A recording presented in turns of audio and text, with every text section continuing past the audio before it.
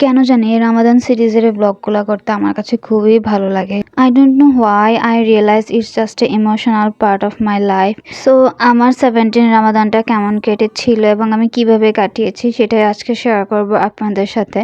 আসসালামু আলাইকুম, welcome to my another Ramadan series blog. আশা করি আপনারা সবাই ভালো আছেন এবং সুস্থ আছেন। দোয়া করি আল্লাহ যেন সবার লাইফে রহমত এবং নেক হায়াত এবং রিজিক আর বরকত বাড়িয়ে দেয়। সো সেদিন আমি ভিডিওটা স্টার্টিংয়ে শুরু করেছিলাম অ্যাট ফার্স্ট ইফতার দিয়ে। সেদিন ইফতারে আমরা দই চিড়া খেয়েছিলাম আর সেদিন আমি মিন্ট লেমনেড বানিয়েছি। Trust me, first time try করেছি, অতটাও ভালো হয় নাই, বাট একটা ফ্লেভার আসছিল। I think I missing something. আমার একটু বিট লবণ আর সল্টটা একটু ভালো করে দিলেই হতো। প্রবাবলি যেহেতু এটা রোজার মাস ছিল আমি ট্রাই করতে পারি নাই যে আমার লবণ চিনি সবকিছু ঠিক আছে কিনা, বাট যতটুকু আমি খেয়ে পরে দিয়ে বুঝেছি আমি আমার আন্দাজ মতো নেক্সট টাইম থেকে আই থিঙ্ক আমি ভালো করে বানাতে পারবো।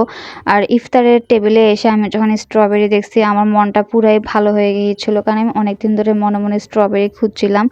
এই তো তারপর ইফতার করে একটু রেস্ট নিয়ে তারাবির আগে আমি কিছু খাবার খাচ্ছিলাম। আর খাওয়ার মাঝখানে মনে পড়লো আমি তো শ্যুটই করি না।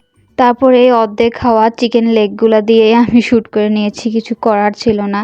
অ্যান্ড দেন সেদিন আমি আর কোনো ক্লিপ নেই কারণ শরীর খুবই টায়ার্ড ছিল। আর নেক্সট ডেতে আমি ইফতারের জন্য এখানে পাইনাপেলের পিওর জুসটা মেক করছিলাম, কারণ অনেক দিন ধরে আমাদের হচ্ছে যে ফ্রুটসের কোনো জুস খাওয়া হচ্ছে না, শুধু ট্যাঙ্ক খাওয়া হচ্ছিল।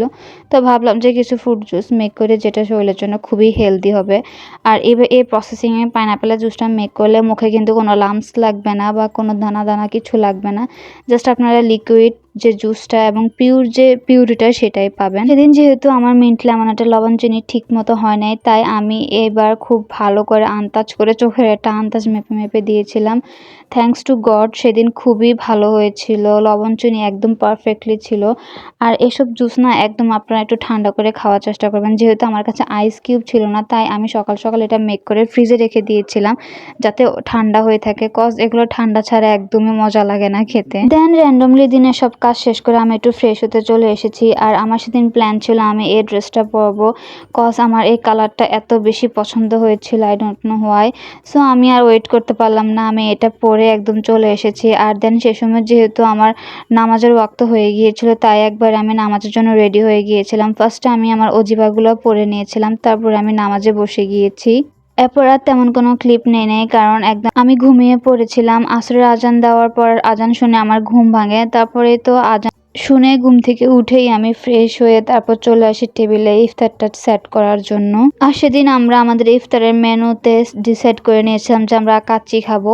তো তারপরেই তো আমরা কাচ্চিগুলো সুন্দর করে প্লেটে সার্ভ করে দিই, সাথে পাইনাপেল জুসটা সার্ভ করে দিই। অ্যান্ড খেজুরটা ম্যান্ডেটরি দিতেই হবে, কারণ খেজুর দিয়ে ইফতার ভাঙ্গাটা সুন্নত, যেটা আমাদের ফ্যামিলি আমাদেরকে শিখিয়েছে, স্পেশালি আমার বাবা আর আমার মা।